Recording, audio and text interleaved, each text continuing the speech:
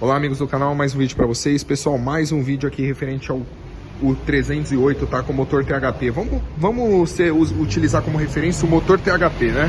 Visto que vários veículos aí, tanto da linha Peugeot quanto Citroën, BMW, utilizam esse tipo de motor. Então, o que a gente vai falar hoje, pessoal? Sobre corrente de comando.